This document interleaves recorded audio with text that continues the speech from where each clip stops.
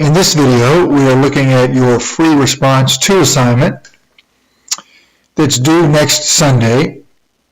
And part 1, or question 1, we have the U.S. economy currently operating at full employment at equilibrium, and we need to draw a correctly labeled aggregate demand and supply graph showing that. And we want to make sure we show output level and price level. So let's go ahead and do that first. That's going to look like this right here. Okay, you want to make sure that you've got your long run aggregate supply curve just about in the middle, vertical. This is also your potential GDP, or the you can also say is the output level where the economy is at full employment, and that's why we have Y sub F here. You want to have your real GDP on your horizontal axis. You want to have a downward sloping aggregate demand curve and an upward sloping short run aggregate supply curve, and then you want to show the current price level and the current output where we're at full employment. So we're operating at this economy's potential right here, and so this is where you want to show the equilibrium. So you want your long run aggregate supply and your short run aggregate supply and your aggregate demand all to intersect right here at the point at the price level and the output level for equilibrium. Okay, now that's part A. Now, part B, let's jump back over to our questions, is telling us that a foreign country, Japan, that is a major importer, so they buy goods from the U.S. and they are experiencing a recession. So we want to explain the impact of this Japanese recession on the U.S. equilibrium output and price levels. And we want to show these effects on your graph. So if we're going to, if Japan is going through a recession, it means they're going to buy, it means their domestic aggregate demand is going to shift to the left, which means they're going to demand fewer goods, both foreign and domestic. So they're going to be buying less of our goods. So let's jump back over to our graph, which means that the U.S. aggregate demand curve is going to shift to the left because we're going to be selling fewer goods to Japan, or you could think of it in terms of Japan is buying or demanding less of our products. So we're going to shift this to the left, and I couldn't quite match it up, but this is as close as I could get. So anyway, so we're going to show a leftward shift here, and if you want to, you can put in some arrows to make that very clear, like this and like this. Whoops, this guy, right? And then you can label this, since this is just a label, since the first aggregate demand curve is labeled AD, we can label the second one AD1 right here.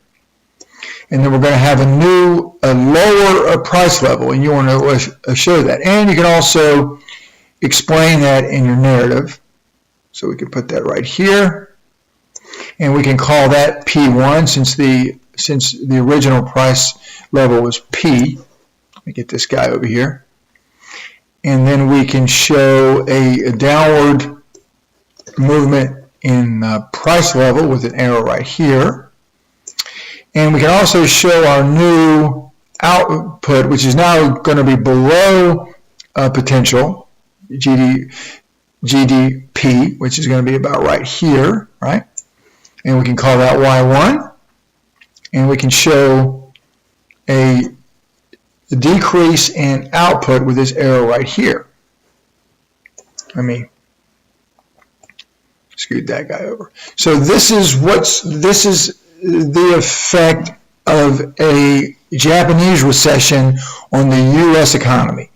Basically, you're going to have less demand overall. So our aggregate demand curve, or the U.S. aggregate demand curve, would shift to the left, causing lower price levels and lower output, lower real GDP.